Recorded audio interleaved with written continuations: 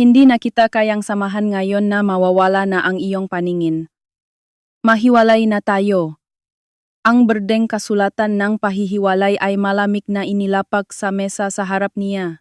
Sa isang pangungusap na iyon, ang hangin sa sala ay tuluyang nagyelo. May maliit na buhay na nabubuo sa aking sinapupunan, isang buhay na kaming dalawang aking asawa ay dating umiyak sa tuwa ng malaman namin. Ngunit hindi alam ngang aking asawa sa panahong iyon na paggalipas ng ilang buwan, mawawala sa kanya ang lahat ng kanyang katayuan at karangalan na kanyang pinagsikapan, at mararanasan niya ang pinakamalupit na pagsisisi sa kanyang buhay. Ang pangalan ko ay Maria Elena Santos, 34 taong gulang, at ako ay nagtatrabaho bilang isang nurse sa isang komprehensibong ospital. Naulila ako sa mga magulang dahil sa isang aksidente sa trapiko noong bata pa ako.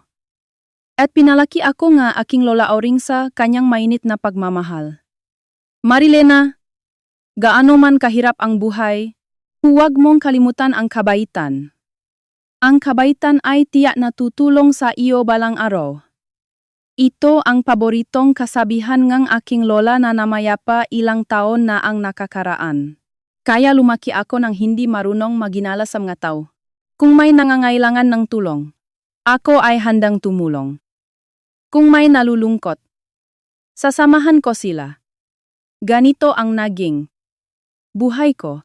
Sa istasyon nege nars sa gabi. Sa isang tahimik na wart paglampas nege oras nege pagtulog. Kumikislap ang ilaw nege nursekol. Opo, ano po ang kailangan ninyo? Sumasagot ako ng mahinahon tulad ng dati. Ang trabahong isang nurse ay mahirap. Sumisigaw ang katawan sa pagod kapag sunod-sunod ang night shift, at minsan ay nakakatanggap ako ng salitang hindi makatarungan. Ngunit sa isang salita ng pasasalamat mula sa isang pasyente, pakiramdam ko ay nagbubunga ang lahat ng hirap. Nakilala ko ang aking asawang si Dr. Rafael Cruz nung siya ay isang baguhang residente pa lamang. Si Rafi ay 39 taong gulang na ngayon, isang neurosurgeon na may malaking pag-asa sa hinaharap sa ospital. Ngunit iba siya noong una kaming nakita. Nagkamali na naman ako. Siguro wala akong talento. Ilang beses ko na siyang inalo habang nakayakap siya sa kanyang ulo at nalulumbay sa hagdanan ng emergency exit na walang tao. Hindi po totoo yan. Sir, lagi ninyong pinakikinggan ang nga pasyente hanggang sa huli, di ba? Ang inyong katapatan ay tiyak na nararamdaman. Habang iniaabot ko sa kanya ang mainit na salabat at pinapalakas ang loob niya, lagi siyang ngumingiti ng may luha at bumubulong. Salamat, Marilena. Hindi siya masamang tao. Medyo mahina lamang siya at labis na nag-alala sa tingin ng iba. Ngunit para sa akin, siya ang pinakamabait at pinakamatapat na lalaki sa lahat. Natural kaming nakagusto sa isa-isa. At matapos ang maikling panliligaw, ipinangako namin ang aming kasal. Marilena, tiyak na pasasayahin kita. Hindi ko kaya kung wala ka. Ang singsing na inabot niya sa akin ng walang kibo sa isang bench sa parke sa aming karaniwang pawiyang daan, at hindi sa isang restoran na may night view, ay dapat na naging aking buhay. Ngunit mula pa sa simula, may malaking pader na humaharang sa aming kasal. Ito ang aking biyenan, si Doña Consuelo Cruz. Ang aking biyenan, na dating punong guro sa isang prestihiyosong eskwelahan, ay isang taong mahigpit na napapahalaga sa edukasyon at pinamulan ng pamilya higit sa lahat. Naalala ko pa ng malinaw ang araw na una akong bumisita upang mabigay galang sa marangyang bahay na may matandang disenyo.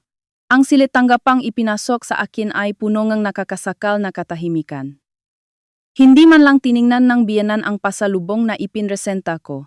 Malamig na tinitigan niya ako mula ulo hanggang paa. Nurse, di ba? Ang boses niya na may halong pahinga ay may halong paghamak. Rafi, ikaw ang magdadalangang pangalan ng ating pamilya sa hinaharap. Bakit sa lahat ng tao? Bakit ito pa? Inay, si Marilena ay isang kahangahangang babae. Lagi niya akong sinusuportahan. Pilit akong ipinatanggol ni Rafi, ngunit ang malamig na tingin ng aking biyenan ay hindi man lang gumalaw. Dahan-dahang ibinabang ang biyanan ang tasangang kape at napakawalangang matalas na salita sa akin. Wala kang magulang, di ba? Pinalaki kang iyong lola. Pasensya na, ngunit ang isang anak na hindi man lang nakaranas ng pagmamahal ng magulang ay hindi karapat-dapat maging asawa ng aking anak. Sa sandaling iyon, may kumirot sa kaibuturan ng aking puso. Pakiramdam ko ay direkta niyang tinanggihan ang pagmamahal ng aking lola at halos maksalita ako. Ngunit nang makita ko ang nangingini na kamay ni Rafi sa tabi ko, mahigpit kong kinagat ang aking labi. Kung magpapadala ako sa emosyon dito, lalo ko lamang siyang pahihirapan. Marami po akong kakulangan, ngunit hindi po ako magpapatalo sa sinuman sa pagnanais na suportahan si Rafi. Malalim akong yumukod. Ngumiti ang biyanan ng may pagamak. Ang masalita ay madaling sabihin. Sige, kung gano'n sinasabi mo, ipakita mo sa akin kung gaano ka kahusay maglingkod bilang asawang pamilya Cruz. Ito ang simula ngang mahaba at mahirap na labanan sa pagitan namin ng aking biyenan. At sa panahong iyon, hindi ko pa alam na ang aking kabaitan, na hindi marunong maginala sa mga tao, ay magdadala sa akin sa isang malalim na kawalan ng pag-asa. 4:00 ng umaga. Sa kusina na madilim pa, maririnig ang tahimik na tunog ng kutsilyo. Gumijizing ako ng mas maaga kaysa sa iba upang ipahanda ng baon ang aking asawang si Rafi. Ito ang tanging lutong bahay na tanghalian na kinakain niya sa maikling pahinga niya sa ospital. Sa hangaring makakuha siyang counting nutrition at maipsan ang kanyang pagod, araw-araw kong inaalala ang kulay at lasang ng baon. Talagang masarap ang tortang itlog na niluluto mo, Marilena. Naalala ko pa ang ngiti niya ng bagong kasal kami.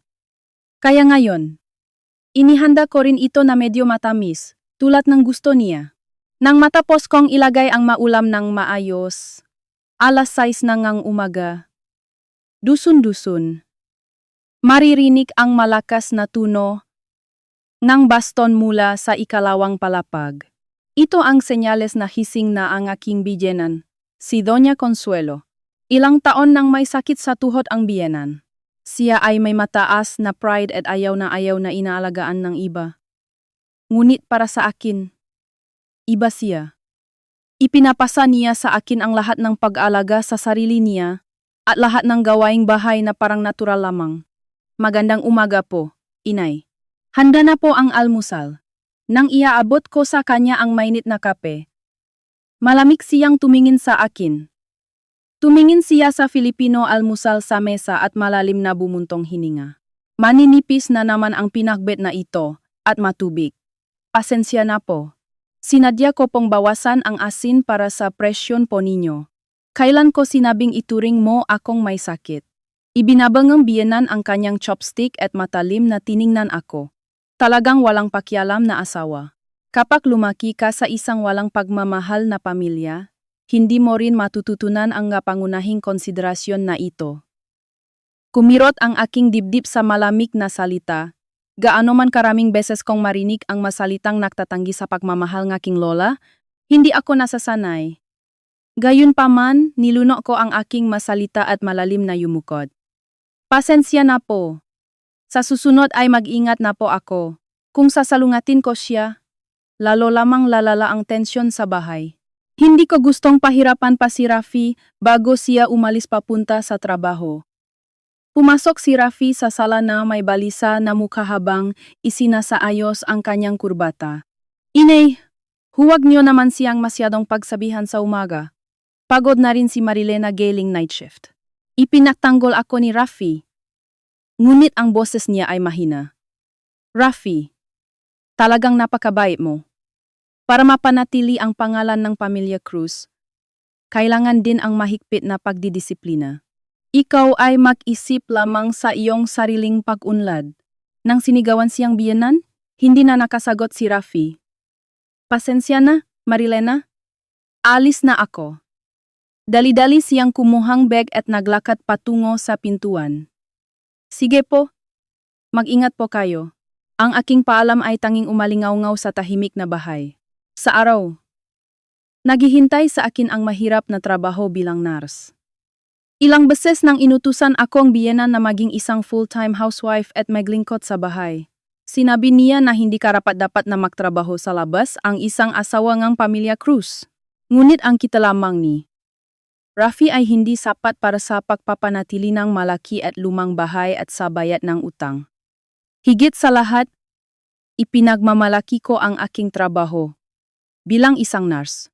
Marilena, paki-check naman ang nurse call. Ikot ko lang tong intravenous. Opo.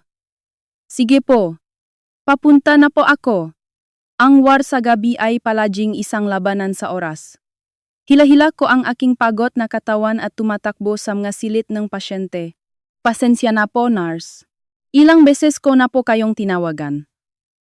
Humihingi ng paumanhin ang isang matandang pasyente na nakahiga sa kama at magalang na nagsasalita. Huwag po kayong mag-alala. Kung mayroon po kayong alalahanin, tawagan niyo lang po ako. Nang hawakan ko ang kamay niya at ngumiti, umiyak ang pasyente ng may katiyakan. Talagang mainit ang kamay mo. Salamat palagi. Sa salitang salamat, pakiramdam ko ay nawawala ang lahat ng aking pagod. Sa ospital, may mataong nangangailangan ng aking kabaitan. Ito ang tanging lugar kung saan ko nararamdaman na may silbi ako sa ibang tao. Ngunit kahit pagkatapos ng night shift at pag-uwi ko, hindi ako nabibigyan ng oras para magpahinga. Pag-alaga sa biyenan sa paliligo, paghahanda ng hapunan, at paghahanda para sa susunod na araw. Walang sinuman ang nagsasabi sa akin ng salamat. Araw-araw, tahimik akong nagtatrabaho na parang isang kasambahay. Paglampas ng 12:00 hating gabi, narinig ko ang tunog ng pagbukas ng mabigat na pintuan. Umuwi ka na. Ngayon na naman ang gabing-gabi mo ah. Nang kunin ko ang kanyang jacket, bumaksak si Rafi sa sofa, halatang pagod. Ah, ngayon. Napagod na naman ako sa pagtulong sa operasyon ng direktor. Siguro wala akong talento para maging direktor. Tinakpan niya ang kanyang mukhang dalawang kamay at malalim na bumuntong hininga. Kamakailan. Madalas siyang magreklamo dahil sa pressure sa ospital. Hindi po totoo yan. Sir, higit sa lahat, nakatuon kayo sa mga pasyente, di ba? Ang inyong katapatan ay tiyak na may nakakakita. Nang iabot ko sa kanya ang mainit na herbal tea, mahina siyang ngumiti. Malakas ka, Marilena. Talagang pinasasalamatan kita sa pag-alaga kay inay nang walang reklamo. Kung wala ka, matagal na akong bumaksak. Mahigpit niyang hinawakan ang aking kamay. Nang maramdaman ko ang init na iyon, tila medyo nabawasan ang aking kalungkutan. Hindi mahalaga kung walang pumupuri sa akin. Kung umaasa siya sa akin ng ganito, kaya kong tiisin ang anumang hirap. Naniniwala ako na ang marupok at maliit na kaligayahang ito ay magpapatuloy magpakailanman. Ngunit unti-unting nakbabago ang kapaligiran. Unti-unting nawawala ang sinseridad sa mga salita ni Rafi, at nagiging ugali na lamang. At isang araw, habang patuloy na naipon ang pagod at stress, unang lumitaw ang pagbabago sa aking paningin habang pauwi ako galing night shift. Nang tingnan ko ang asul na kalangitan, ang isang bahagi nito ay tila nababalutan ng puting ulap. Kahit kumurap ako, hindi nawawala ang puting ulap na iyon. Ano? May problema sa mata ko. Sa simula, inakala ko lamang napagod lang ang aking mata. Dapat itong bumalik sa normal kung matutulog ako ng mahimbing sa isang gabi. Sa panahong iyon, ang puting ulap ay unti-unting kumapal bawat araw. Malinaw na hindi lamang ito pagod sa mata. May masamang pakiramdam ako, kaya nagpatingin ako sa isang malaking universidad na ospital. Sa maliwanag na waiting area na puno na amoy ng disinfectant, ang lugar na dati kong pinagtatrabahohan bilang nurse ay nakakatakot ngayon. Matapos ang detalyadong pagsusuri, sa wakas ay tinawag ako sa silid ng konsultasyon. Ang ekspresyon ng veteranong doktor ay balisa. Sa konklusyon po, isang malamig na pahayag ang umalingaw-ngaw sa tahimik na silid. Isa po itong malubhang sakit sa optic nerve. Mabilis po ang pag-unlad nito. At sa pinakamasamang kaso, huminto ang doktor at may pag-atubiling sinabi, "Napakataas ng panganib na mabulag po kayo." Nagulantang ang aking isip. Pagkabulag. Paano ang trabaho ko bilang nurse kung mawawalan akong paningin? Paano ang pangaraw-araw na suporta kay Rafi? Sino ang mag-aalaga sa aking biyenan? Sunod-sunod na dumarating ang mapraktikal na alalahanin.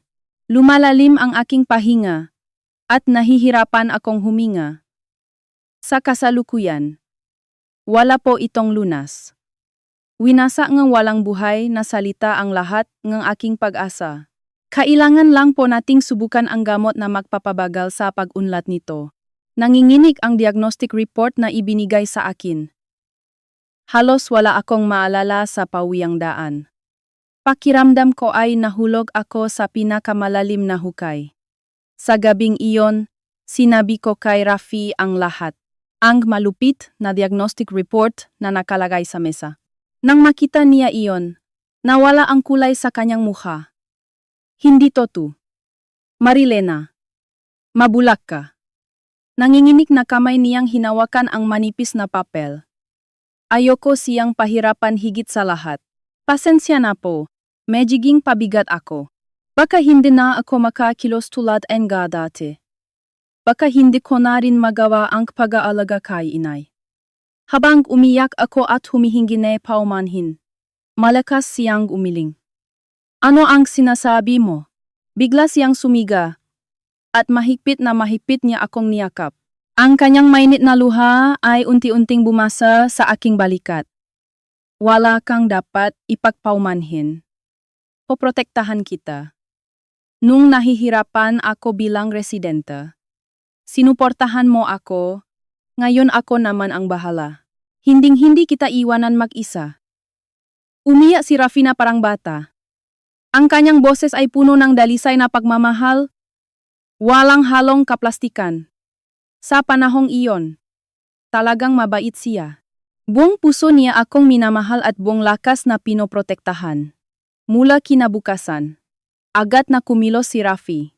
Pinutol niya ang kanyang ilang araw na pahinga at nagpunta sa home center. Ang tunong electric drill ay umaling-aungaw sa lumang bahay. Maingat na inilagay ang mga kahoy na handrail sa pasilyo at hagdanan. Kapag hawak mo ito, ligtas kang makakalakad. Naglagay din siya ng gawang kamay na rampa sa maliit na baitang. Ang kanyang kamay na mahalaga sa isang neurosurgeon at naghahawak ng scalpel ay punongalyo dahil sa hindi nakasanayang trabaho. Rafi, maraming salamat talaga. Nang ngumiti ako ng may pasasalamat, awkward siyang ngumiti. Normal lang yan. Mahalaga kang asawa ko. Tila lumalim ang aming pagmamahalan dahil sa pagsubok. Ngunit may isang taong hindi nasiyahan sa sitwasyong iyon. Ang aking biyenan. Si Doña Consuelo. Bakit may ganitong hindi magandang bagay sa buong bahay? Itinurong genan ang handrail sa dingding at halatang sumimangot. Inay, pasensya na po. Medyo lumalabo na po ang paningin ni Marilena. Ipinaktanghol ako ni Rafi. Ngunit nakakaroon ito nakabaliktarang epekto. Pinatawanan akong biyenan ng malamig at in disbelief na ang asawang wala ng silbi ay lalo pang lumabo ang paningin. Lalo mo lang pahihirapan ang anak ko. Talagang isang malas na babae. Ang masalitang iyon ay tumusok ng malalim sa aking dibdib na parang matulis na sibat. Inay, sobra na po kayo sa sinasabi ninyo kay Marilena. Nagtaas ng boses si Rafi at pilit akong ipinagtanggol. Ngunit ang malamig na tingin ng biyenan ay hindi man lang gumalaw. Katotohanan iyon. Paano ka magiging asawang Rus kung ikaw na ang inaalagaan? Hindi ka karapat-dapat. Ang kinakatakutan ko ay walang awan niyang sinabi. Malalim na bumuntong hininga ang biyenan at bumalik sa kanyang silid. Sa madilim na sala, tanging nakakasakal na katahimikan ang natira. Huwag kang maalala, Marilena. Kasama mo ako. Malambing na hinaplos ni Rafi ang aking likod, ngunit napansin ko ang bahagyang pagod sa kanyang boses.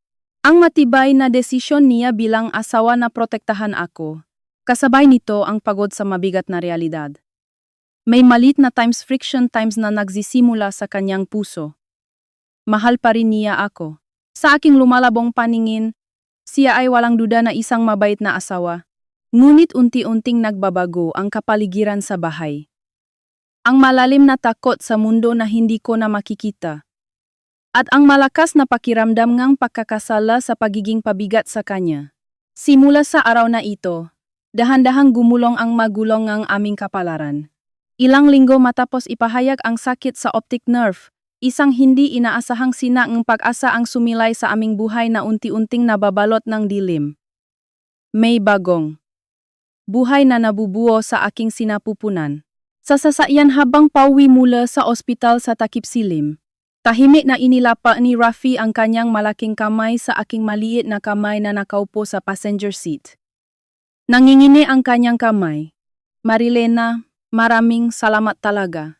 Magiging magulang na tayo.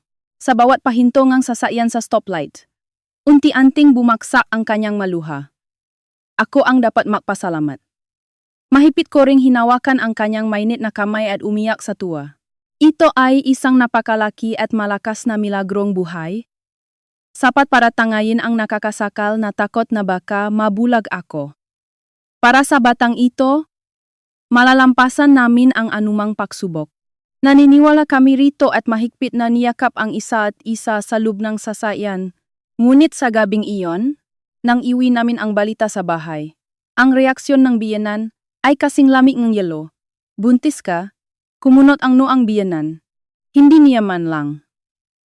Ininom ang mainit na kape na inihanda ko. At matalas siyang tumingin sa akin. Matalas siyang tumingin sa akin. Paano ka magpapalaki nga anak kung mawawala ang iyong paningin?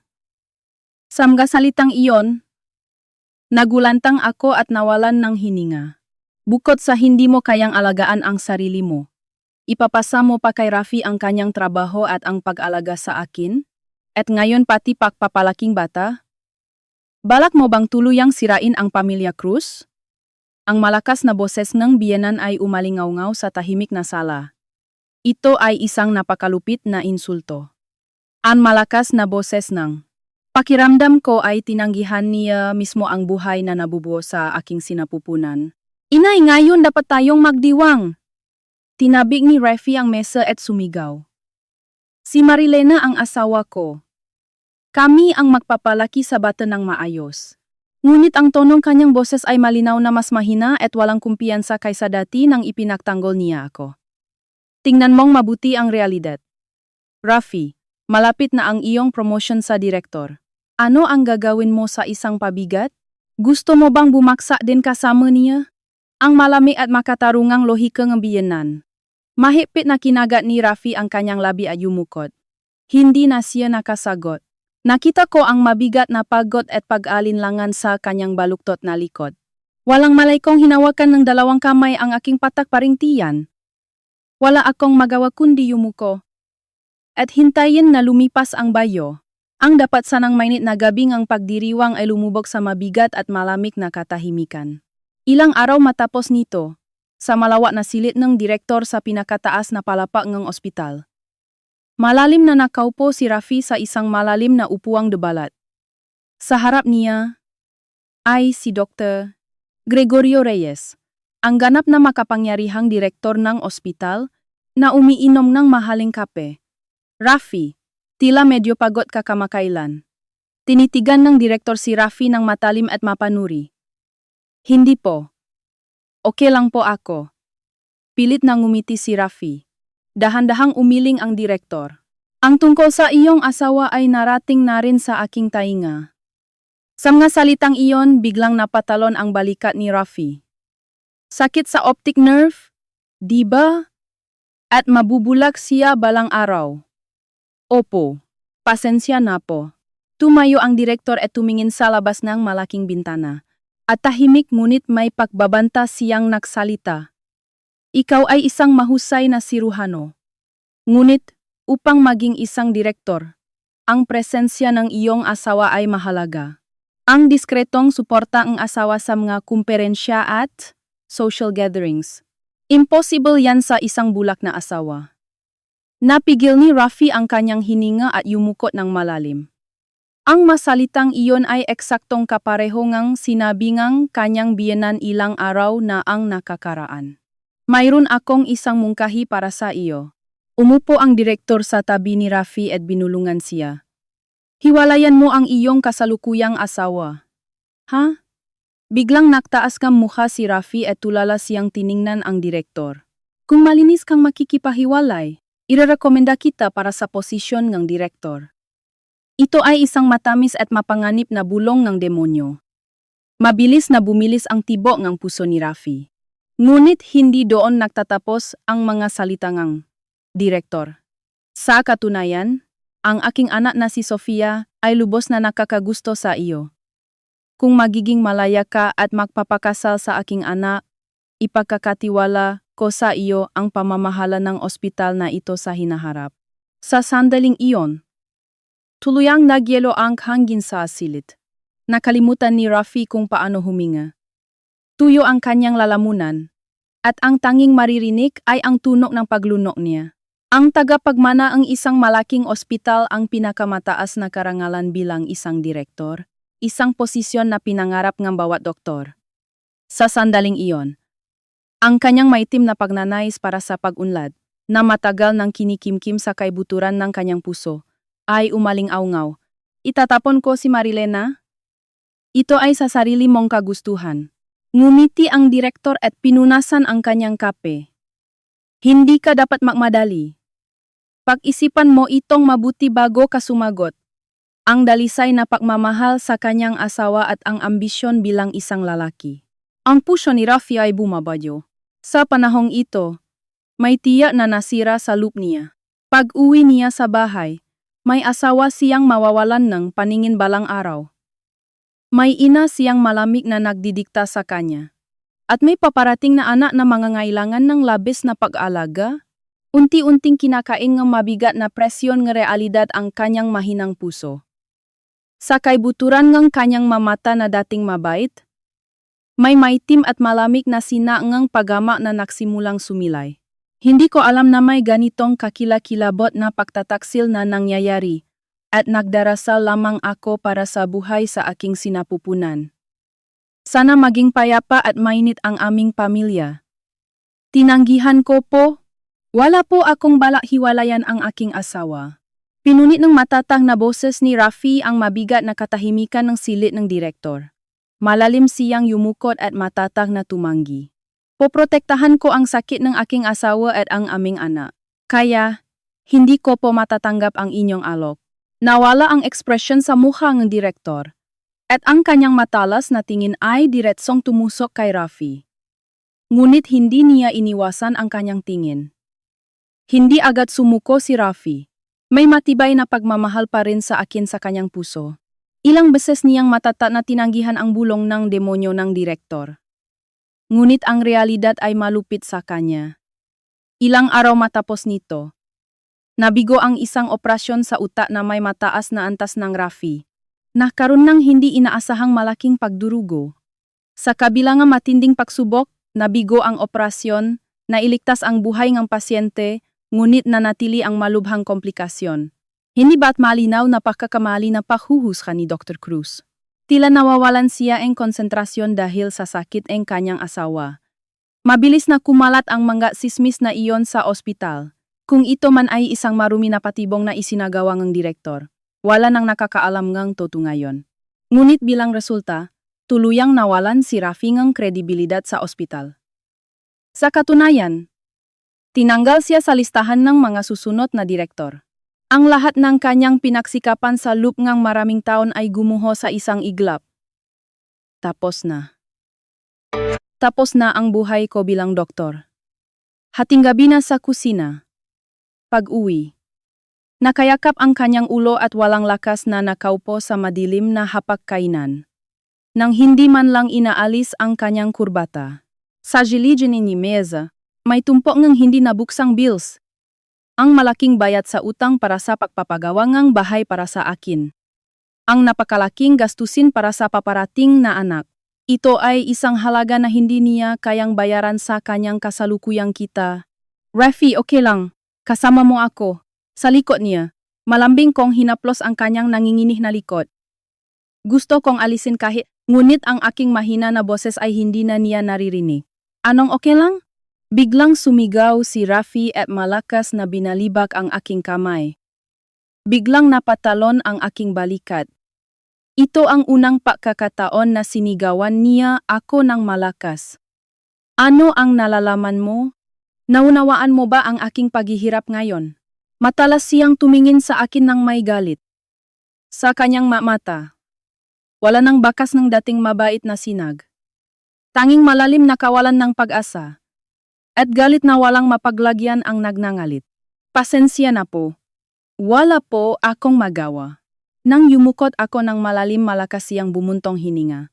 Sige na, pakiramdam ko. Gusto kong mapag-isa. Baang, marahas na isinara ang pinto ng kwarto. Binalot ako malamig na dilim, naiwan akong nag-isa sa sala. Kinabukasan, dusun-dusun, umalingaw-ngaw ang tuno ng mabigat na baston. Lumabas ang biyenan mula sa ikalawang palapag na may masamang mukha. Ang ingay naman sa umaga. Hindi ka ba makakalakat ng tahimik? Medyo natumba ang aking paa. Matalas niyang sinabi. Mahirap nang makita ng aking mamata. Ang gilit na aking paningin ay puti, na parang nasa makapal na hamog. Hindi ko makita ng mabuti ang ngabaitang at ilang beses na akong nadapa. Gayunpaman, pilit akong nagpatuloy sa mga gawaing bahay. Pasensya na po. Medyo nanlalabo po ang aking mata. Puro ka na lang palusot. Talagang wala kang silbi. Malamig na sinabi ng biyenan at malalim na bumuntong hininga. Rafi, hindi na siya magiging direktor, di ba? Sa mga salitang biyenan, biglang napahinto ang aking kamay na may hawak na kutsilyo. Kasalanan mo lahat. Malas ka? Kung wala ka, siguro naging matagumpay ang anak ko. Ang masalita ng biyenan na parang sumpa ay tumusok ng malalim sa aking dibdib. Wala akong masagot. Ito ay isang hindi matututulan na katotohanan na ako ang nagiging pabigat sa kanya. Ganap na paghihiwalay sa ospital. Ang patuloy na lumalaking utang sa bahay. Ang walang katapusang pag-alaga sa aking ina. At ang asawa na mawawalan ng paningin at ang paparating na anak. Ang presyon mula sa lahat ng panig ay naktula sa puso ni Rafi sa bingit ng pagbagsak. Siya ay labis na nagmamadali. Kung mapapatuloy ito, ganap na magtatapos ang kanyang buhay. Mawawala sa kanya ang lahat ng kanyang katayuan at karangalan na kanyang pinagsikapan. Sa kanyang puso, ang itim at kumikimkim na emosyon ay unti-unting lumalaki. Araw-araw, naging mas mabigat ang tunog ng mayabag ni Rafi pag-uwi niya sa gabi. Ang amoy nga alkohol ay tumusok sa aking ilong. Kamakailan. Gabi-gabi siyang umuwi na lasing. Umuwi ka na. May mainit na tubig na para sa paliligo. Kahit pilit kong maging masaya, hindi niya ako pinansin at bumagsak sa sofa. Ang ingay mo. Pwede bang tumahimik ka muna? Malamig na boses. Kasing lamig ng yelo. Isang malinaw na pagtanggi. Wala akong masabi, et tumayo na lang doon. Masakit kong nararamdaman na unti-unting nagbabago siya. Ang aking asawa na dating napakabait ay unti-unting nasisira. Sa aking malabong paningin, hindi ko na mabasa ang kanyang ekspresyon. Ang sanhi nito ay walang iba kundi ako. Tahimik kong sinisisi ang aking sarili. Ganap na akong nahihiwalay sa bahay at walang humihinging tulong. Ang takot na mawalan paningin ay mas nakakatakot kaysa sa pagkamuhi niya sa akin. Unti-unting lumiliit ang aking paningin, at mabilis na lumalamig ang kapaligiran sa bahay. Ang aking puso ay nawawala sa isang madilim na labirin na walang labasan. Tanging ang anak ko sa aking sinapupunan ang aking huling pag-asa, ngunit kahit ang maliit na pag-asang iyon ay malapit ng lunukin ng malupit na realidad ng walang awa. Ang puting kurtina na bumabalot sa aking paningin ay unti-unting kumapal bawat araw. Ngayon, hindi ko na makita ang hugis ng tao. Ang lahat ng kulay at hugis ay malabo na naghalo. Gayunpaman, patuloy akong tumatayo sa kusina. Kinakapa ko ang kutsilyo at kinukumpirma ang pakiramdam ng gulay. Ang aking nga daliri ay may maraming malilit na hiwa. Isang mag-isang gawain habang lumalaban sa takot na hindi makita. Pilit akong ngumiti. Iniwasang makita ng sinuman ang aking makamay na puno ng band-aid. Medyo maalat ang niluto mong sabaw ngayon. Ang matalas na boses ng biyenan ay umalingaw-ngaw sa hapagkainan sa umaga. Nakamali ka yata ng asin at asukal. Ah, talagang nakakainis kapag bulag. Nagmadali akong tumayo at yumukot ng malalim. Pasensya na po. Ipagluluto ko na lang po ulit.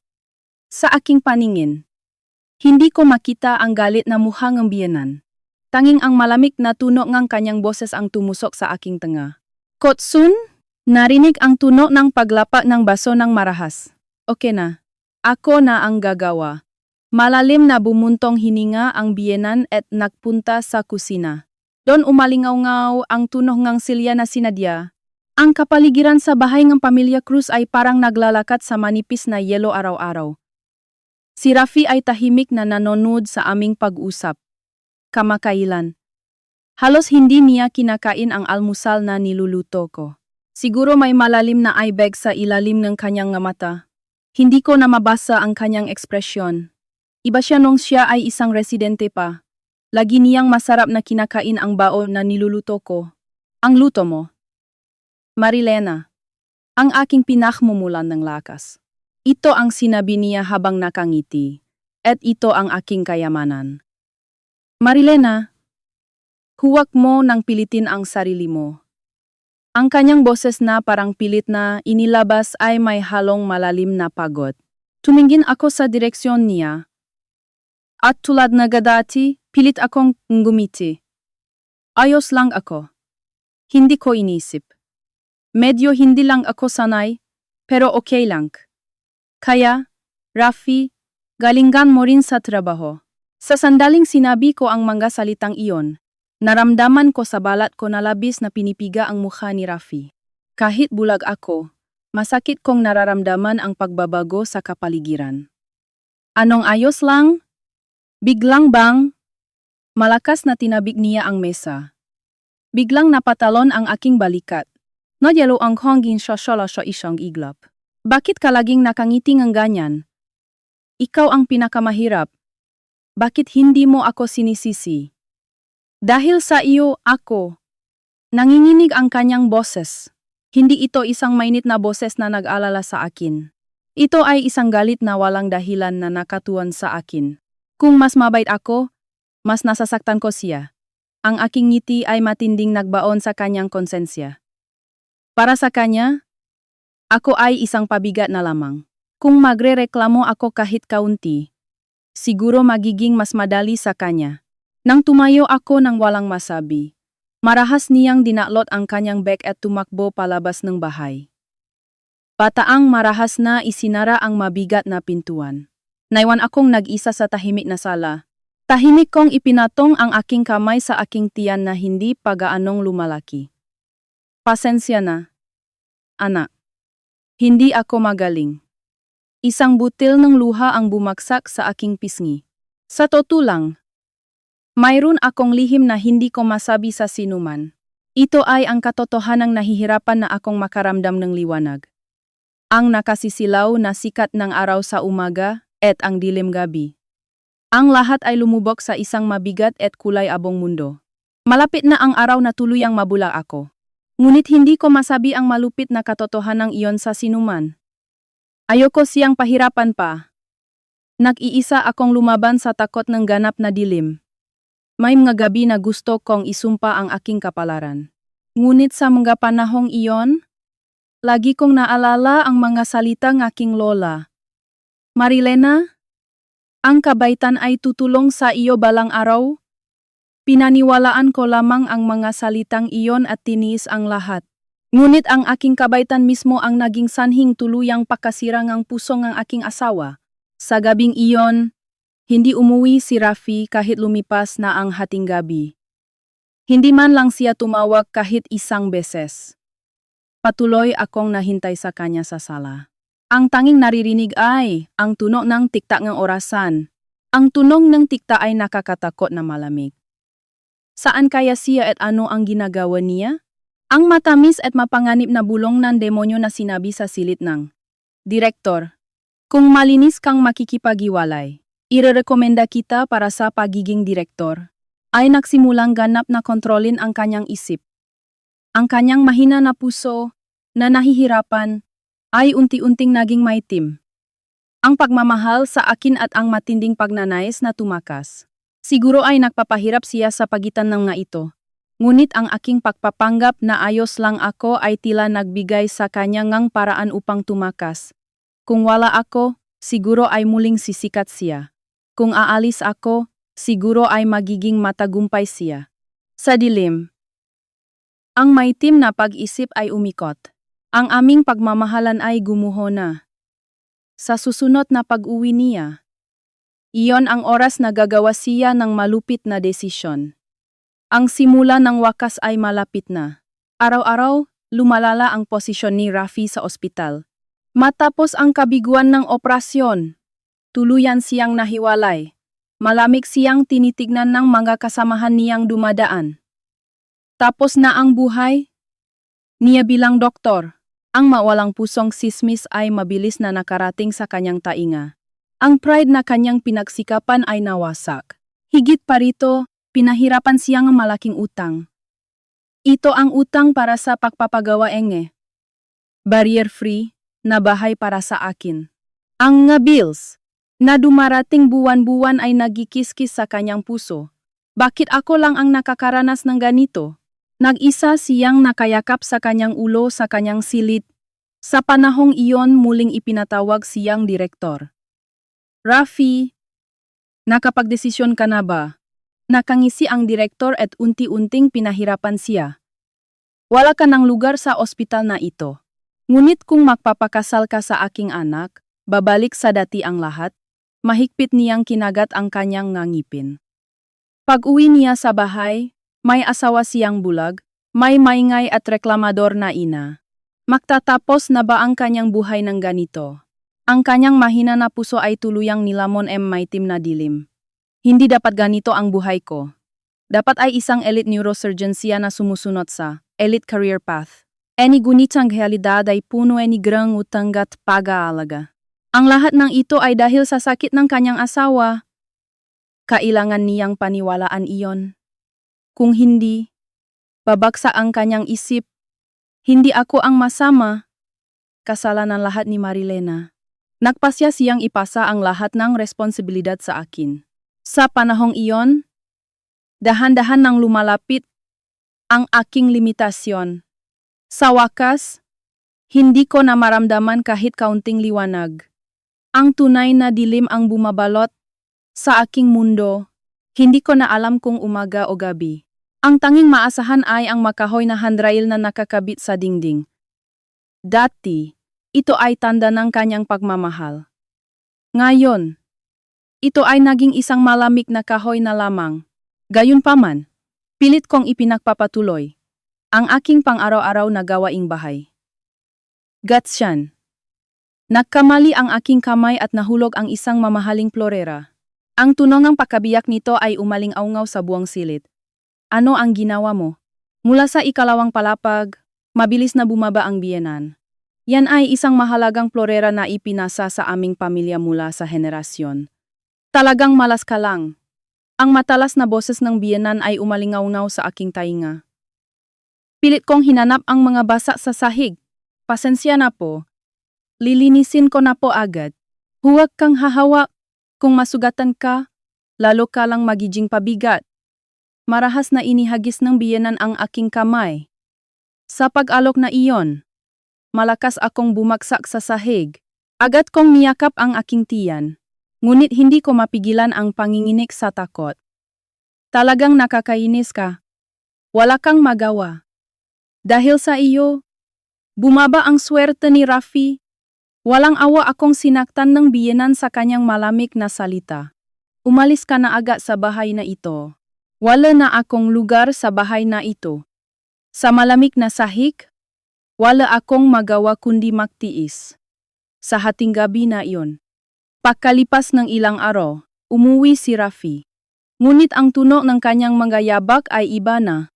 Dusun-dusun mabigat at malamig na mayabag. Umuwi ka na. Matagal na kitang hinihintay.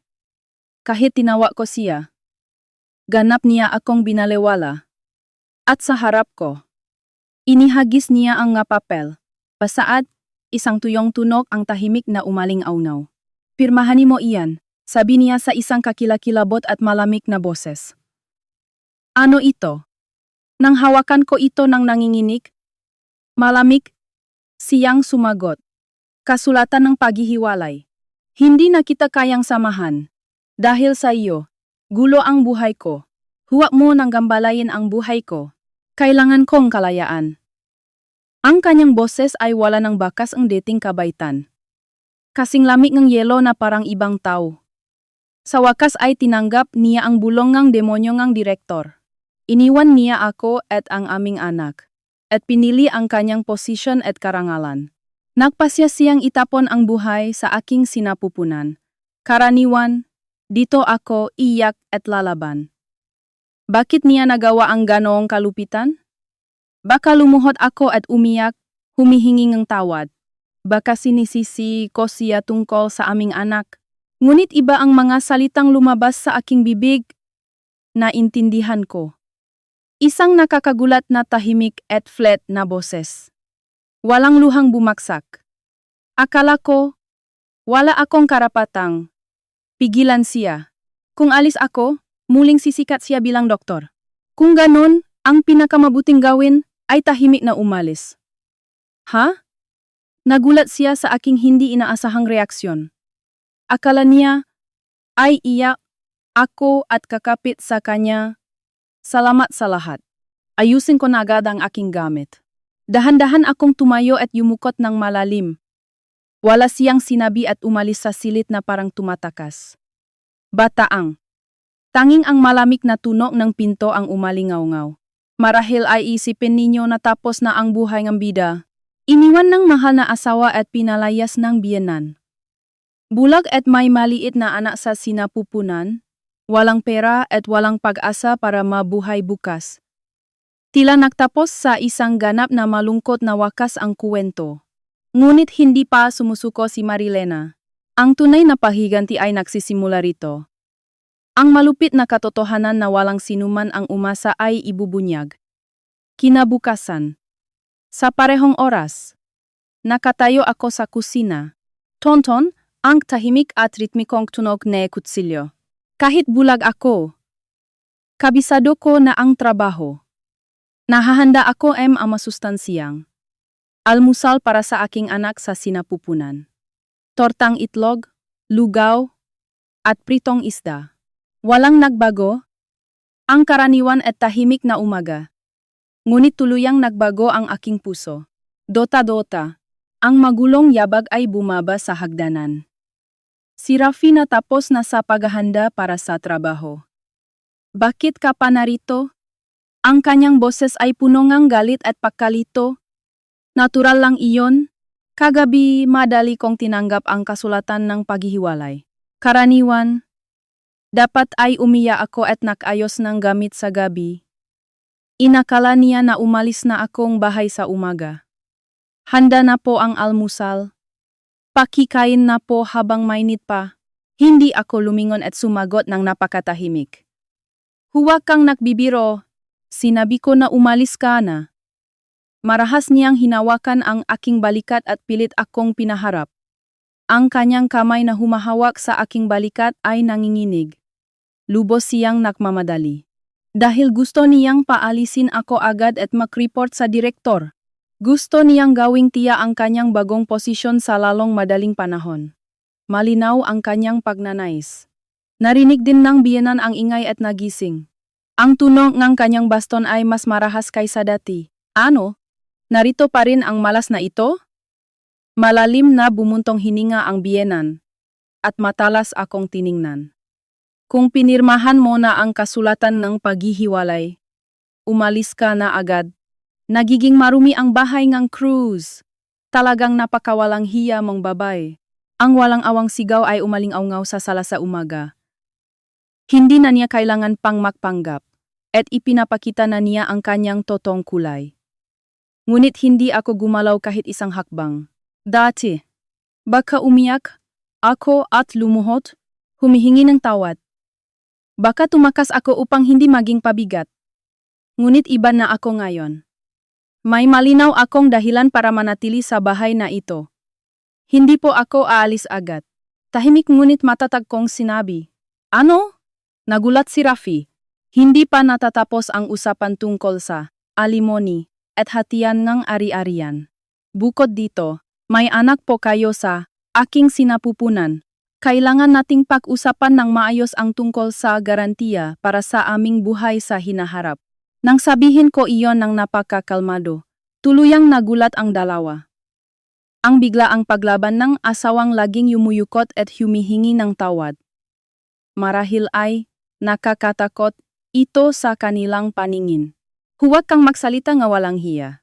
Namula ang mukhang ang biyenan at sumigaw. Para lang pala ang gusto mo, ang sakim na babae. Ano man ang sabihin? Kakaiba ang kalmado ng aking puso? Wala ng galit o lungkot? Tanging ang nga taong nagagalit sa harap ko ang mukhang nakakatawa. Sila ay nagpapakita lamang ng kanilang sariling kaliitan. Sa totoo lang, mayroon akong pinanghahawakan sa aking puso. Ito ay isang liham na iniwan ng aking lola bago siya namatay. Isang lumang sobre na matagal kong iningatan sa loob ng aking Maternal and Child Health Handbook. Nakasulat doon sa magandang sulat kamay ng aking lola. Para kay Marilena, ang hindi pagdududa sa matao at pagtitiwala ay napakabait. Ngunit pakatandaan mo ito. Sa oras ng matinding pahihirap, lumalabas ang tunay na ugali ng tao. Kung may lumitaw na taong gagamitin ang iyong kabaitan para sa kanilang sariling kapakanan, sa panahong iyon, huwag kang iyak at tumakas. Tignan mo itong mabuti. Hindi ko pa naiintindihan ang tunay na kahulugan ng mga salitang ito. Dahil naniwala ako na ang mabait na si Rafi ay hindi ako sasaktan. Ngunit ang mga salita ng aking lola ay malupit na naging totoo, ang aking optic nerve disease, at ang bagong buhay sa aking sinapupunan, bukod pa sa malaking kabiguan sa trabaho ni Rafi. Nang dumating ang tunay na paghihirap, malinaw nilang ipinakita ang kanilang masama at malamig na tunay na ugali. Ang asawa na nangakong pagmamahal ay iniwan ang kanyang asawa para sa kanyang sariling kapakanan. Ang piyanan na nag-aalala lamang sa panlabas na anyo ay ganap na itinataboy ang mahina. Ang mainit na pamilya na nakikita ko ay pawang ilusyon lamang. Kaya hindi pa ako umalis sa bahay na ito. Ayon sa mga salita ng aking lola, may obligasyon akong manatili hanggang sa huli. Kung paano nila matatanggap ang bungangang kanilang nga ginawa. Sige na, ayusin mo na agad ang iyong gamit at umalis ka na. Galit na sinabi ni Rafi at umalis sa bahay. Ayoko nang makita ang mukha mo. Galit na pumasok ang biyenan sa kanyang silid. Naiwan akong naisa sa tahimik na sala. Sa aking bulat ng mga mata, dahan-dahan akong tumingala sa kisame. Lola, hindi na po ako tatakas. Kailangan kong maging malakas para protektahan ang maliit na buhay sa aking sinapupunan. Sa kabilang kakilakilabot na dilim ganap na pagkabulag, ang aking puso ay hindi pa kailanman naging kalmado. At ang magulong ng kapalaran ay lalo pang bumibilis mula rito. Ang matao sa pamilya Cruz ay nakmamadaling paalisin ako. Hindi pa nila alam na agad silang dadalhin ng tunay na kawalan ng pag-asa. Dahil ang katawan ng biyenan ay tahimik ngunit tiyak na nakakaroon ng pagbabago. Ilang araw matapos kong magdesisyon na manatili sa bahay. Biglang ipinakita, Enge kapalaran ang kanyang malupit na ngipin. Nahimatay ang biyenan sa sala Enge bahay. Aray, may tutulong ba? Nung marinig ko ang kanyang mahinang tinig, mabilis akong lumapit. Lumala ang kanyang sakit sa tuhod. At hindi na siya makatayo. Naging bedridden siya. Nagsimula ang buhay kung saan hindi siya makainom ng tubig ng walang tulong. Wala nang bakas ng kanyang dating matigas na anyo. Nagimbal ang pamilya Cruz. Itinuring na ako ni Rafi na wala. Pakiusap niya sa kanyang bagong nobya, ang anak ng direktor, sa telepono. Pakitulungan mo lang ako sa pag-alaga kay inay, hanggang makahanap lang kami ng kasambahay, ngunit ang kanyang matinding pag-asa ay nabigo. Joke ba yan? Hindi ko kaya ang ganyang karumi. Malamig siyang ngumiti sa telepono. Ma-hire ka na lang ang profesional, nakasambahay kung may pera ka. Sino ba ako sa tingin mo? Ang magiging asawa ang susunod na direktor. Pagkatapos niyon, Hindi na siya nagpakita sa bahay. Agad na nawala ang kulay sa mukha ni Rafi. Nakmadali si Rafi at na-hire ng pribadong caregiver. Ngunit hindi rin iyon nagtagal. Ang mataas na pride ng biyenan ang naktulot na malaking problema. Hindi ko kayang inumin ang ganitong mainit na kape. Ang gulo mo gumawa. Umalis ka na agad, baguhan. Sino ba ako sa tingin mo? Dati akong punong guro. Ang matinding galit at walang katapusang maliliit na reklamo. Sunod-sunod na umalis ang mga caregiver sa loob lamang ng ilang araw. Walang sinuman ang gustong mag-alaga sa biyenan na mahirap pakisamahan. Bakit walang sinuman ang nakakagawa ng perpekto tulad ng sinasabi ko? Araw-araw. Umaling-aungaw ang galit ng biyenan sa bahay. Si Rafi naman ay abala sa pagbawi ng kanyang posisyon sa ospital.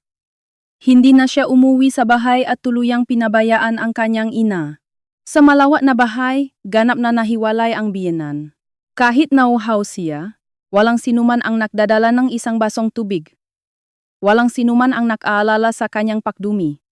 Nag-iisa siyang nanginginig sa kama sa madilim na silid. Rafi, kahit sino, pakiusap.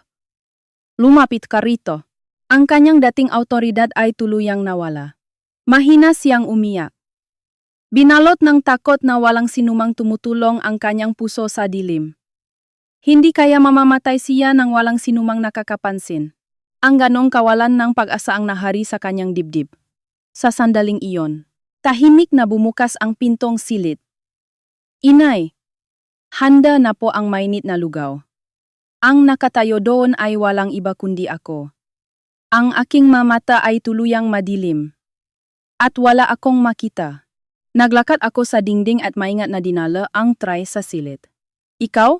Bakit ka narito? Nagulat ang biyenan at tila nakakita ng isang hindi kapanipaniwalang bagay. Matapos niya akong sinaktan ng husto at pinalayas. Nauhaw po kayo, di ba? May mainit din pong lugaw. Ngumiti ako ng mahinahon tulad ng dati. At dahan-dahan kong inalalayan ang kanyang payat na likod upang umupo. Medyo mainit po siguro.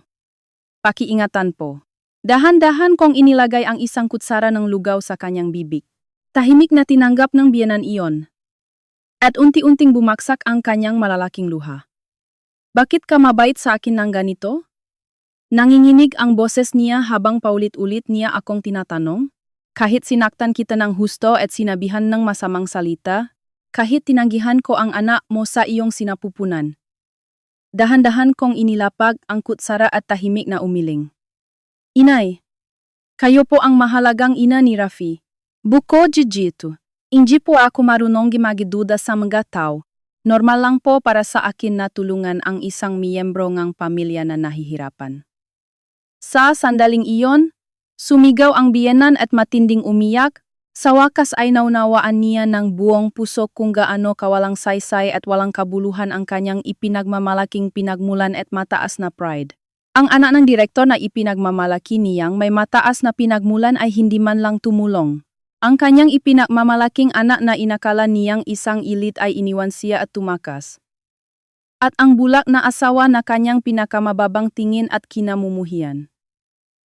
Siya lamang ang nagbibigay sa kanyang tunay na walang pasubaling pagmamahal. Ang kanyang pangit na tunay na ugali ay mainit na binalot ng walang pasubaling kabaitan. Pasensya na po. Talagang nakamali po ako. Mahigpit na hinawakan ngang biyenan ang aking kamay at paulit-ulit na humingi ngang paumanhin. Ang kanyang kamay ay nakakagulat na maliit at nanginginig. Sino ang tunay na pamilya? Malinaw na pinakmumulat siya ng malupit na realidad. Tahimik kong hinawakan ng dalawang kamay ang malamig na kamay ng biyenan. Ayos lang po, inay. Lahing narito po ako. Ang maliit na pagpapatawad kong ito ang magpapabago sa Pamilya Cruz. Ito ang sandali na ang aking pinakamalaking kaaway ay naging kakampi. At ang kuwento ay patungo sa isang malaking pagbaliktad. Mula noon, nagpatuloy ang tahimik at payapang araw. Ang pag-alaga sa biyenan ay hindi kailanman naging madali. Napakahirap ng trabaho para sa isang bulag. Ang temperatura ng tubig ay kinukumpirma sa pamamagitan ng pinong pandama nga daliri. Ang mapakitang gamot ay isa-isang pinaghihiwalay sa pamamagitan ng pagipo. Sa oras ng pagkain, labis akong nag-ingat upang hindi matapon. Gayunpaman, araw-araw ay kasama ko siya. Ang ugaling ng biyenan ay tuluyang nagbago. Ang kanyang dating matalas na salita ay tuluyang nawala. Marilena, maraming salamat talaga. Salamat din sa mainit na pagkain ngayon. Masarap. Ang boses niya na tumatawag sa akin ay nakakagulat na malambing. Parang tunay na ina. Ngumiti ako at hinaplos ang payat na likod ng biyenan. Huwag po kayong mag-alala. Pamilya po tayo. Samantala, tuluyang lumayas si Rafi sa bahay. Nakatira siya ngayon sa isang marangyang apartment kasama ang kanyang bagong nobya. Ni minsan ay hindi niya dinalaw ang kanyang ina. Para sa kanya, kami ay wala na. Ganap na nabubulagan siya sa posisyon ngang direktor. Isang araw, tumawag siya. Umalingaw-ngaw ang tunog na smartphone.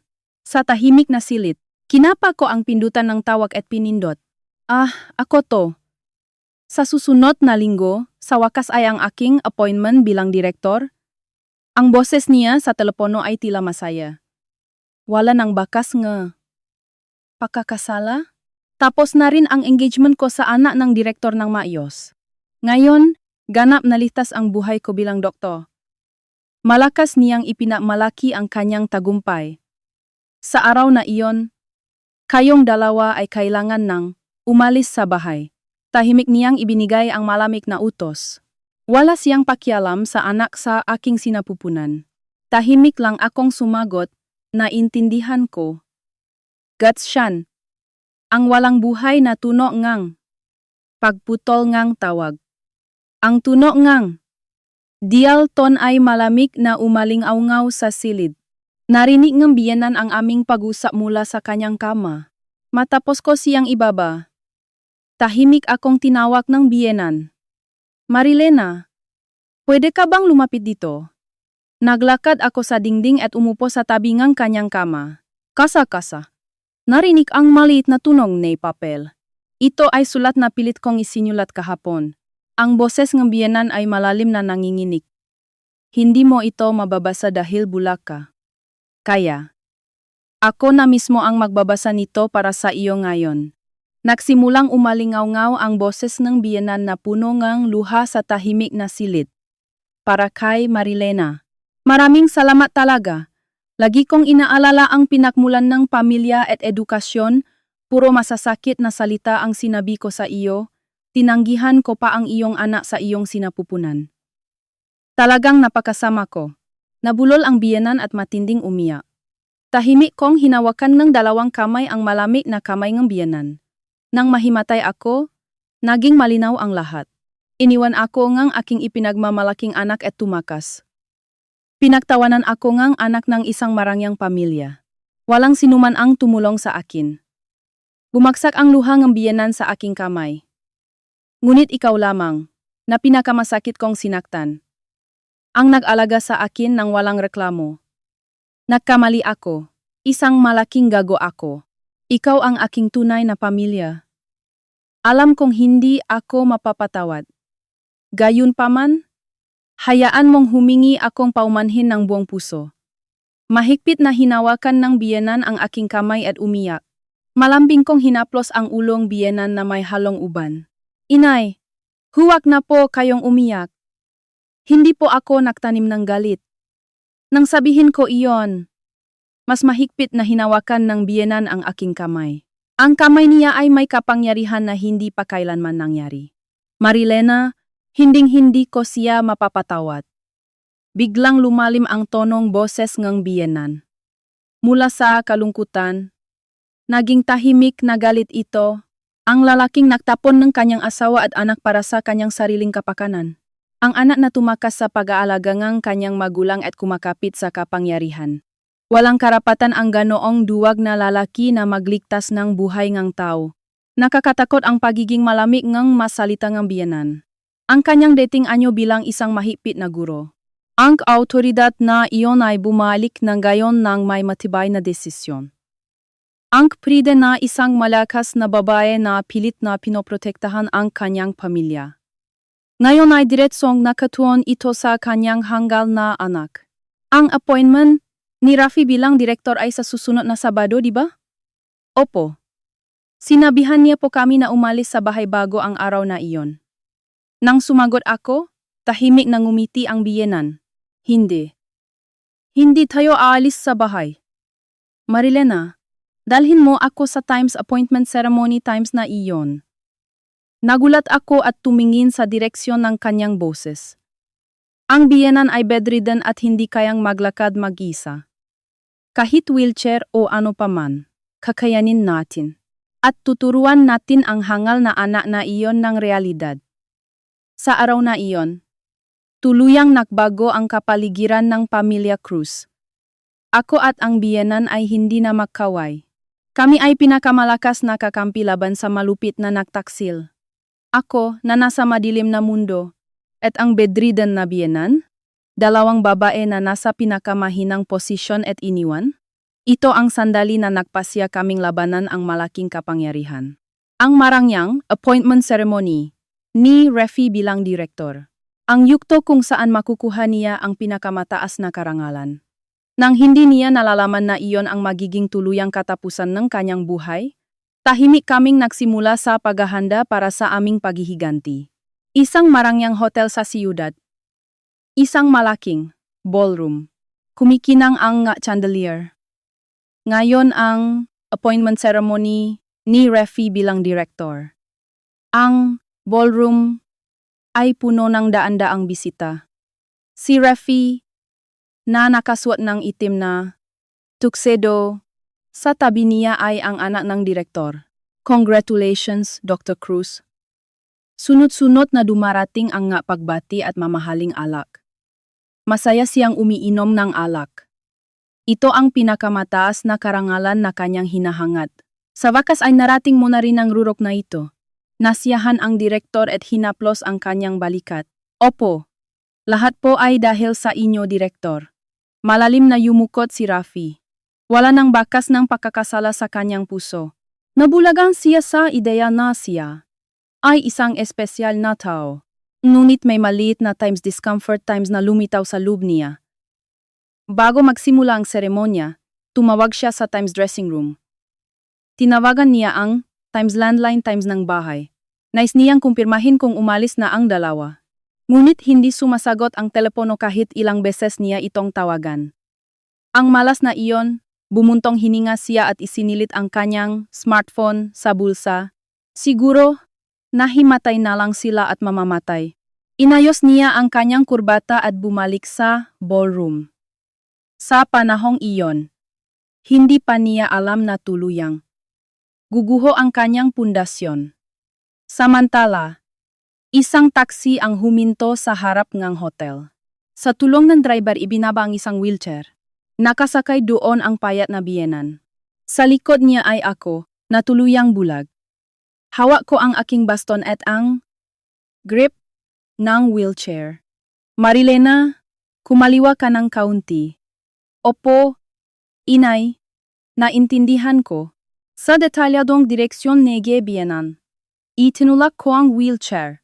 Ang aking bulat na mata at ang kanyang hindi makagalaw na paa. Nagtutulungan kami upang punan ang kakulangan ng bawat isa. Ironiko man, ito ang naging pinakamalakas na ugnayan. Sa pasukan ng marangyang ballroom, pinigilan kami ng isang hotel staff na nakaitim na suwet. Pakiusap, may imbitasyon po ba kayo? Hindi na rin nagulat.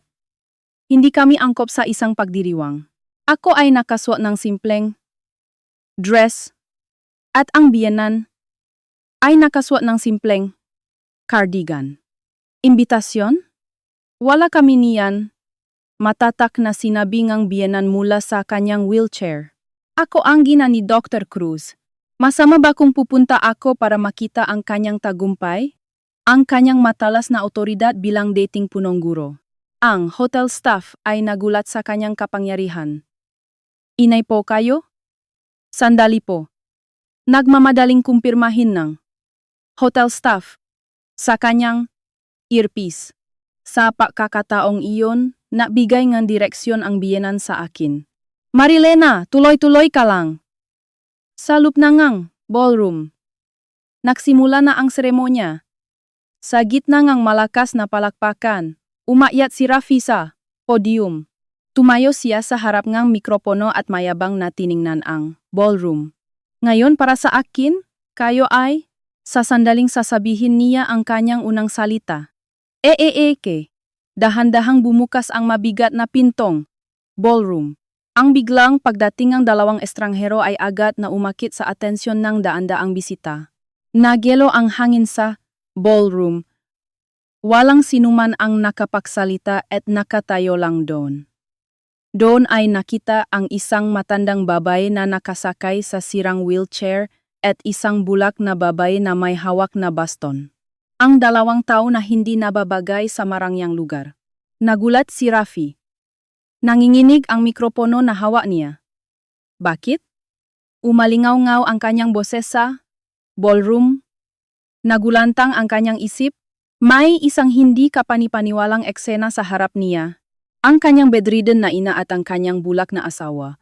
Ang dalawang babae na hindi dapat lumabas ng bahay. Bakit sila narito sa isang marangyang hotel sa siyudad? Nawala ang kulay sa mukha ni Rafi. Lumitaw ang malamig na pawis sa kanyang noo. Isang hindi may paliwanag na takot ang kumalat sa kanyang puso. Palabasin niyo sila. Dali, palabasin niyo sila. Sa sandaling sisigaw siya. Matalas na tinapakan ng biyenan ang sahig gamit ang kanyang baston. Clang! Ang tunog ay nagpatigil sa ballroom. At sa malinaw na boses. Tahimik niyang ipinahayag. Pasensya na po sa ingay. Ako po ang ina ng bagong direktor. Si Dr. Cruz. Sa mga salitang iyon, naging tahimik ang ballroom na parang binuhusan ng tubig. Ang makasamahan niyang doktor ay napigil ang hininga at nag-abang. Anti-anting namutla ang mukhang direktor. Ito ang sandali na nagsimulang lumubog ang barkong karangalan ni Rafi. Ang hindi inaasahang simula ng paghihiganti ay tiyak na nagsimula na.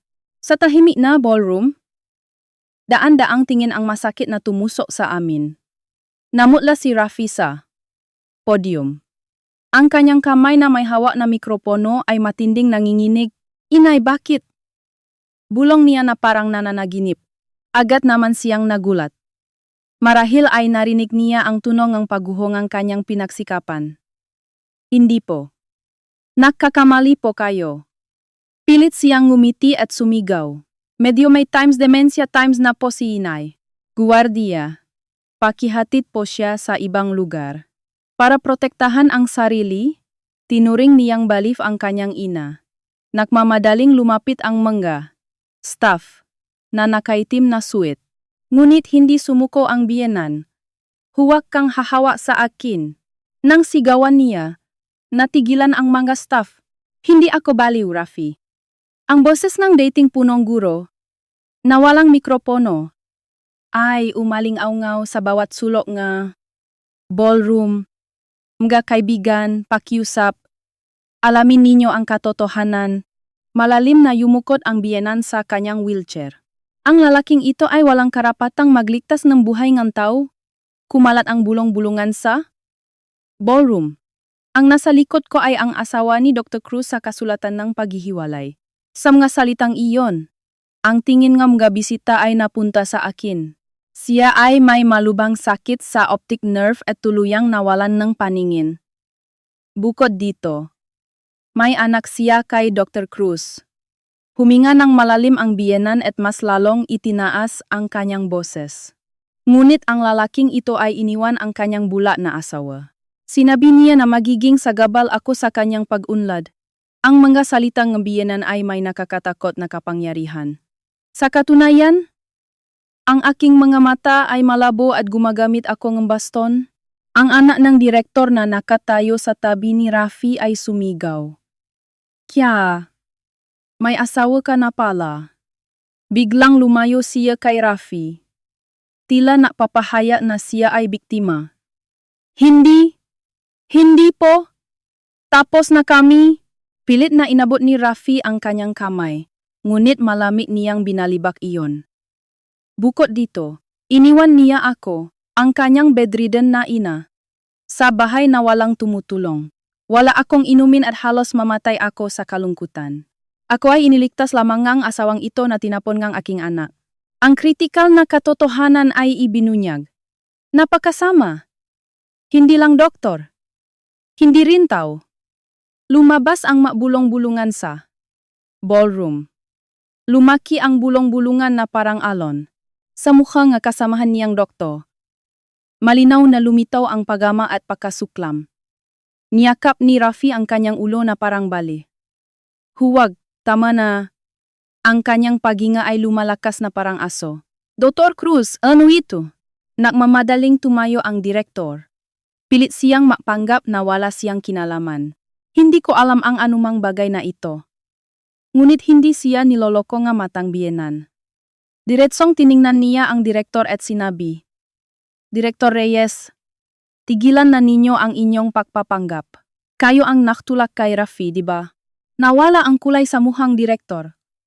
Kung hihiwalayan niya ang kanyang asawa, irerekomenda siya para sa posisyon ng direktor. Kung magpapakasal siya sa aking anak, ipinangako ninyo sa kanya ang posisyon ng direktor ng ospital, tuluyang nagelo ang hangin sa ballroom. Ano? Kalokohan! Sasampahan kitang kaso. Namula ang mukhang direktor at galit na sumiga. Ngunit malamig na ngumiti ang biyenan. Sinabi iyan ni Rafi ng mayabang, na nakipaugnayan siya sa direktor. Sa kritikal na testimonya, tuluyang nawalan ng imik ang direktor.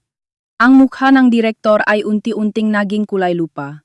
Ang mga doktor sa paligid ay nagduda na rin sa direktor. Direktor, hindi kaya totoo ang deal? Sobra na yan sa etika. Ang mabulong-bulungan ay unti-unting naging alon ng pagtuliksa. Ang dalawang lalaki na dapat ay may malaking kapangyarihan. Sa isang iglap, sila ay naitulak sa isang sitwasyon na walang pag-asa. Ang pinakamalaking katotohanan na walang sinuman ang nakakaalam ay tuluyang nabunyag. Tahimik lang akong nakahawak sa grip ng wheelchair. Hindi ko na kailangan pang magsalitang kahit isang salita. Ang aking presensya, ang aking tahimik na pagtayo doon, iyon mismo ang pinakamalakas na patunay ngang katotohanan. Tuluyang nagelo ang hangin sa ballroom. Daan-daang malamig na tingin ang tumusok sa podium. Ang direktor, na pinagdududahan, agad siyang kumilos para sa kanyang sariling kapakanan. Nakakamali kayo! Naloko ako! Nagmadali ang direktor na agawin ang mikropono at sumiga. Sinabi sa akin ni Dr. Cruz na mayos silang naghihiwalaing kanyang asawa. Iyon ang kasinungalingan niya upang makalapit sa akin. Sa biglaang pagtataksil, nagulat si Rafi. Ipinasa niya ang lahat ng responsibilidad kay Rafi. Napakadumi mong lalaki. Ang iyong katayuan ay tatanggalin. At ang engagement ng aking anak ay tatapusin ko na rin. Hindi makapaniwala si Rafi. Di direktor, hindi po ganyan ang usapan. Manahimik ka, walang utang na loob na sinungaling. Namula ang mukha ng direktor at sinigawan siya. Nagsimula ang pangit na pagpapasa-pasa ng responsibilidad sa podium. Malamig din siyang tinalikuran ng anak ng direktor na nasa tabi niya. Napakasama mong lalaki. Ako pa ang napahiya. Pinalakas niya ang tunong kanyang takong at mabilis na umalis. Ganap na nag-isa si Rafi. Walang sinuman ang naktangkang ipagtanggol siya. Ang tingin ng kanyang makasamahan ay tumusok sa kanya. Mabuti na lang at hindi naging direktor ang ganoong tao. Hindi lang doktor? Tao na siya. Ang mabulong-bulungan ay naging matulis na salita na sumisira sa kanya. Ang kanyang posisyon at karangalan na kanyang pinagsikapan, at ang matamis na pangako ngang pagiging direktor sa hinaharap, ito ay gumuho sa isang iglap na parang kastilyong buhangin. Gaka, unti-anting bumaksak si Rafi sa kanyang tuhod. Naging napakalungkot ang kanyang anyo sa marangyang podium. Ah! Ang aking buhay. Bulong niya na parang nananaginip habang dahan-dahang nagtaas ng mukha. Sa kanyang tingin, nasa pasukan kami ngang biyenan at ako. May munting sina ng pagkabalив na pag-asa na lumitaw sa kanyang mamata. Kinapitan niya kami na dapat ay pinakamahinang nilalang. Marilena, tulungan mo ako. Pakiusap. Tumakbo siya patungo sa amin na parang nadapa sa podium. Lumuhod siya sa aking paanan at umiyak ng nakakahiya. Nagkamali ako. Nagising na ako. Pakiusap, patawarin mo ako. Magsimula tayo ulit. Mahal mo ako. Diba? Wala na ang anino ngangyang asawa na dating matapat at mabait. Tanging ang anyongeng isang kaawa-awa at sakim na lalaki na nag-iisip lamang sa kanyang sariling kapakanan. Ang lahat sa ballroom ay napigil ang hininga at nag-abang sa aking masalita. Ang bulak at buntis na asawa, patatawarin ba niya ang kanyang asawa? Ililigtas ba niya ito sa kanyang likas na kabaitan? Sa tahimik na ballroom, tanging ang kanyang pag-iyak ang umaling-aungaw. Dahan-dahan kong binuksan ang aking bibig patungo kay Rafi na umiyak sa aking paanan. Sino ka? Sa isang salita na iyon. Biglang natigilan si Rafi. Ha? Marilena? Ako to. Si Rafi. Hindi makapaniwala ang tingin niya. Sa akin. Ako.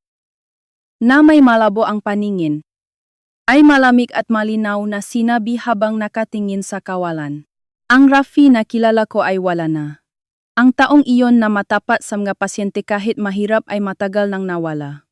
Ang aking boses ay nakakagulat na malinaw at umalingaw-ngaw sa ballroom. Ang nasa harap ko ay isang estranghero lamang na nakatapon sa akin at sa aking anak at pinabayaan si inay. Nawala ang huling kulay sa mukha ni Rafi. Marilena, hindi yan totoo. Ako ay. Agad kong pinutol ang kanyang masalita. Huwag ka na pong makialam sa amin. Hindi ka na po kailangan ng aking anak. Kami na po ni inay ang magpapalaki sa kanya ng maayos. Sa sandaling iyon, sumigaw si Rafi ng walang tuno. Mahigpit niyang niyakap ang kanyang ulong galawang kamay. Yumukod sa sahig at matinding umiyak. Ang asawang pinaniwalaan niyang walang pasubaling magpapatawad. Ang ganap at walang hanggang pagtanggi mula sa kanyang asawa. Para sa kanya, iyon ay ang pinakamalalim na kawalan ng pag-asa sa lipunan. Tara na po, inay. Wala na tayong gagawin sa lugar na ito. Malalim na bumuntong hininga ang biyenan sa kanyang wheelchair. Hawak ko ang aking baston at dahan-dahan kong inikot ang wheelchair. Nang humarap kami, agad na nagbukas ng daan ang mga bisita sa kaliwat kanan. Ang lahat ay nagpakita sa amin ng malalim na paggalang at simpatiya. Hindi namin tiningnan kahit isang beses si Rafi na umiyak. Nang nakakahiya sa sahig at tahimik kaming lumabas sa marangyang ballroom.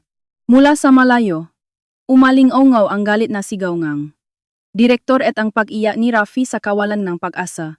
At ang malamig na bulong-bulungan nga bisita. Ito ang sandali na ganap na nagtagumpay ang aming pagbaliktad. Kami, na itinulak sa dilim, ay buong lakas na binawi ang tiyak na liwanag sa aming sariling kamay. Ilang buwan matapos ang dramatikong Times appointment ceremony, mabilis na kumalat ang kaguluhan sa ballroom sa buong industriya ng medisina. Ang lalaking naktapong ang kanyang bulag at buntis na asawa at bedridden na ina para sa kanyang pagunlad. Ang kanyang walang katapusang masamang reputasyon ay kumalat ng hindi kapanipaniwalang bilis. Ang pagbagsak ni Rafi ay napakabilis. Siya ay tinanggal sa ospital, isang uri ngang pagtanggal sa trabaho. Walang disenteng ospital sa buong Pilipinas ang handang mag-empleyo sa kanya. Ang elite neurosurgeon na may malaking pag-asa sa hinaharap ay tuluyang naputol ang kanyang karera. Bukod dito, ang direktor na nagtapon sa kanya at nag-isip sa kanyang sarili ay natanggap din ang nararapat na ganti. Mayroong marumi na deal sa appointment process ng direktor, di ba? Sa matinding pagtatanong mula sa Times Hospital Board Times at Times Medical Association, agad na tinanggal ang direktor sa kanyang posisyon. Nawala sa kanya ang lahat ng kanyang karangalan at posisyon, at napilitan siyang magbayad ng malaking multa. Ang kanyang ipinagmamalaking anak ay nawalan din lahat ng kanyang mga engagement sa mga mayayamang pamilya dahil sa masamang reputasyon na ito. Ang nahangal na tao na nabulagan ng kapangyarihan at pagnanais, at hinama ang mahina, ay gumuho ang kanilang pundasyon at sinira ang kanilang sarili. Samantala, si Rafi, na nawalan ng lahat, ay binibigatan ngang malupit na realidad na hindi niya matatakasan. Matagal na niyang ibinenta ang walang silbing malaki at marangyang bahay. Gayunpaman, nanatili ang malaking utang para sa labis na pagpapagawang ng bahay. Bukod pa rito, ang alimony sa akin at ang napakalaking gastusin para sa paparating na anak. Para sa kanya na nawalan ng mataas na kita bilang doktor. Iyon ay isang napakalaki at walang pag-asang halaga na hindi niya kayang bayaran sa buong buhay niya. Ayon sa sabi-sabi, nagtatrabaho siya ngayon bilang isang day laborer sa isang malayong bayan na hindi niya alam ang pangalan. Sa isang maliit at marumi na apartment. Uminom siya ng murang alak habang nagbabayad ng utang. Walang pag-asa, walang pagmamahal, at nag-iisa na nabubuhay. Iyon ang malupit na wakas na pinili niya. Marilena, may mainit na, isetina, pakiingatan mo, na huwag matapon. Salamat po, inay. Ang bango, isang mainit at maraw na hapon. Kami ngayon ay nakatira sa isang maliit at abot kayang apartment. Matapos niyon, pilit na na-rehab ang biyenan at sa wakas ay nakabangon na rin upang makapamuhay gamit ang wheelchair. Ngayon, sa halip na ang aking bulak na mata, siya ang tumutulong sa akin sa maliliit na gawaing bahay at sa pag-alaga kay Lani. Walang anumang bagay na hindi namin magawa kung magtutulungan kami. Isang pirasong pampublikong dokumento ang nakalagay sa mesa. Ito ay ang sertipiko ngang pagtanggap ngang kasulatan ngang pahihiwalay na formal na tinanggap. Ngayon, sa wakas ay tuluyang naputol na ang ugnayan namin sa duwag na lalaking iyon. Malalim na bumulong ang biyenan at malambing na niyakap ang aking balikat. Napakabuti na rin na nalibre ka sa mabigat na pasanin ng pangalang Cruz. Marilena, kami na lang ni inay ang magpoprotekta sa batang ito. Hindi mahalaga ang dugong ugnayan o pinakmulan. Tayo na ang magiging tunay na pamilya. Malalim akong tumango sa matibay na salita ng biyenan. Ang aking tiyan ay malaki na at malinaw na makikita. Wala nang bahagyang pag-alinlangan o awa sa kanya sa aking puso. Sa sandaling iyon, bub-bub, nanginginig ang smartphone sa mesa. Lumitaw ang isang pamilyar na numero sa screen. Ito ay ang hindi mabilang na tawag mula kay Rafi. Mga nakakainis na tawag na punong kanyang pagiyak at pagsisisi. Nang kinapak ko ang telepono upang sagutin, agad itong kinuhangang biyenan. At malamig niyang pinindot ang answer button. Marilena, pakiusap. Kahit isang beses lang tayong mag-usap. Wala na akong. Mula sa kabilang linya, narinig ang kanyang kaawa-awang pag-iyak. Huwag ka nang makialam kay Marilena. Kasing lamig ng yelo ang boses ng biyenan. Inay, huwag mo akong iwanan. Nakamali ako. Tulungan mo ako. Wala akong anak. Ikaw ay isang makina lamang na naglilipat ng child support. Magtrabaho ka ng husto. Walang awa ang biyenan at pinindot ang end call button. At agad niyang inayos ang call reject setting. Sige, Marilena. Pinaalis ko na ang nakakainis na langaw. Ipagpatuloy natin ang pagtahing damit ning bata. Opo. Pakiusap. Pakiusap. Ang mainit na sikat ng araw sa taksibol na pumapasok sa bintana. Kahit bulak ako, masakit kong nararamdaman ang kanyang malambing na init. Ang mabigat na ulap na matagal nang bumabalot sa aking puso ay tuluyang nawala. Naroon ang isang malinaw at payapang ngunit sariwang mundo. Isang nagtagumpay na pagtatapos. Isang napakagandang wakas para sa mga nagtapon nga baitan. Ang aming laban ay nagtagumpay ng maganda. Lumipas ang panahon. At sa isang iglap, lumipas ang isang taon. Maayos akong nanganak ng isang malusok na babayi. Pinangalanan ko siyang Lani. Dahil siya ay parang sikat ng araw na nagbibigay ng liwanag sa aking madilim na mundo. Araw-araw, tulungan ako ng biyenan. Bumuti na rin ang kondisyon niya at masigla siyang gumagalaw. Lani, Apo, ang masayang boses ng biyenan ay umaling-awngaw sa silid araw-araw. Niyakap niya, si Lani sa halip na ang aking bulak na mata. Gumagawa siyang gatas, napapalit ng lampin. Wala na ang kanyang dating anyo na ng insulto sa akin. Marilena, magpahinga ka muna. Ang kanyang nga salita na nag-alala sa akin ay puno ng tunay na pagmamahal. Ngayon, kami ay naging isang pamilya na higit pa sa dugong ugnayan. Isang simpleng apartment, ngunit punong ngiti. Kahit hindi mayaman, ang aming puso ay punong kasiyahan.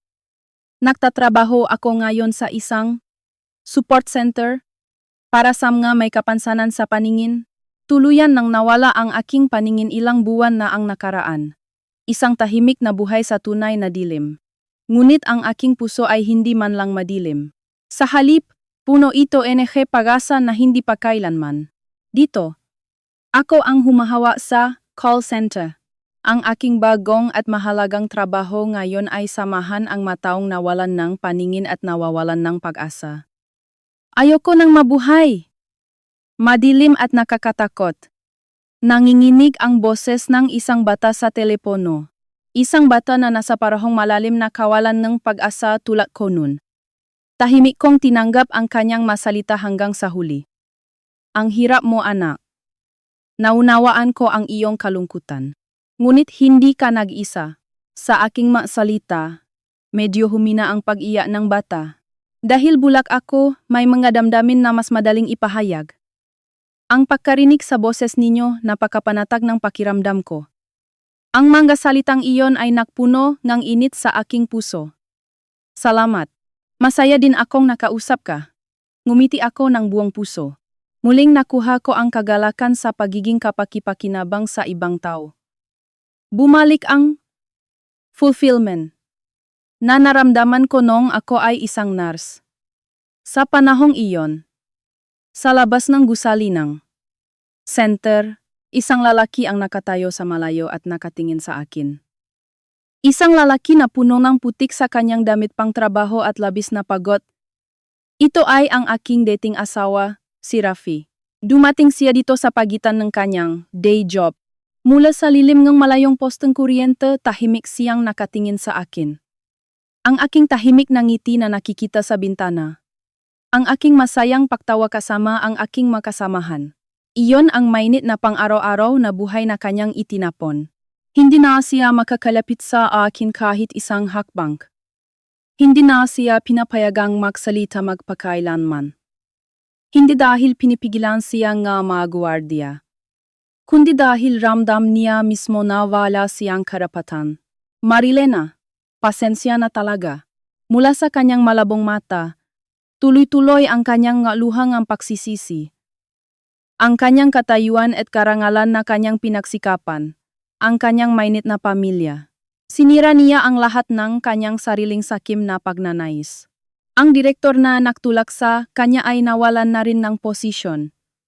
Ngayon, hindi na niya ito may babalik pa. Ang natira ay ang walang katapusang utang. Araw-araw siyang nagtitiis sa mahirap na manual labor habang kinukutya. Isang buhay na walang sinumang nagmamahal at nag-isa lamang. Ngunit hindi ko napansin ang kanyang luha.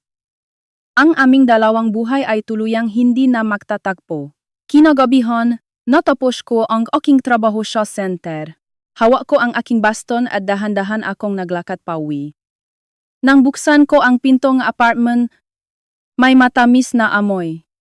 Nagluto pala ang biyenan ng nilaga para sa hapunan. Marilena, umuwi ka na. Pagod ka na naman.